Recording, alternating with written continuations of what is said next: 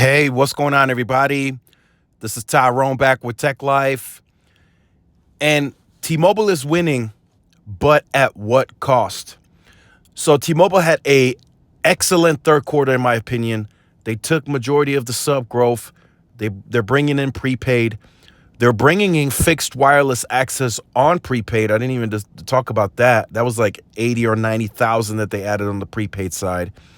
They're bringing in sub growth or fixed wireless access growth on the postpaid side, 578,000 they added on that side. So the growth is clearly there. They beat EBITDA.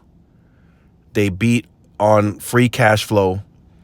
And then there's the net income. A lot of people are still telling me net income is a gimmick. Don't look at that. Look at the cash flows.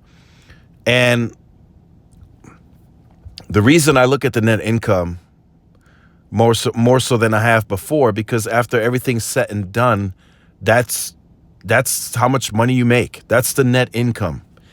And T-Mobile's is clearly far lower than any other carrier in the United States, right? Verizon's at like 5 billion. AT&T's right around that same amount as well. So now, speaking with a few different people about it, you could look at it one or two ways. So you could look at it in the way of T-Mobile's taking the sub growth and Verizon's growing with price. That's how you can look at it. T-Mobile can always raise price later on all these subs that they're gaining. Is there at some point is there going to be some churn associated with that? Yeah, but there's always something in the future that could come out that T-Mobile could charge more for, right? It doesn't have to be the price itself. It could be the next 5G use case that T-Mobile could charge more for. They could, they could increase prices by $5-10. Who knows, right? I'm just speculating at this point. But my thing is, which would you rather take? Which is more sustainable? Is it Verizon going after the price squeeze, right? The premium, hey, get this plan, and that's going to increase our ARPU. And they're already there now, right? They're increasing all of their revenues mostly on the price increase, although they did have a profit drop of 23%. I do want to point that out. But, or do you think it's more sustainable for what T-Mobile's doing with the growth, and then in the future potentially, further upselling, price increases could come to that base?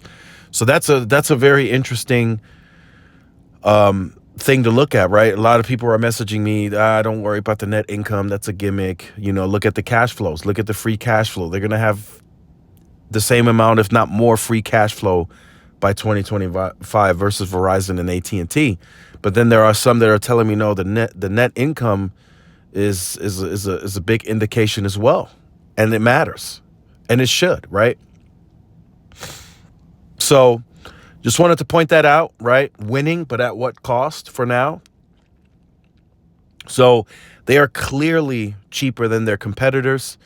They offer the value as well, right? So they're paying a lot to grow, in other words.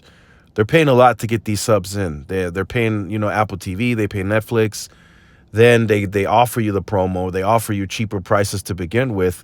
Then they offer you an additional 20% insider discounts on top of that in some cases. Then they offer free lines.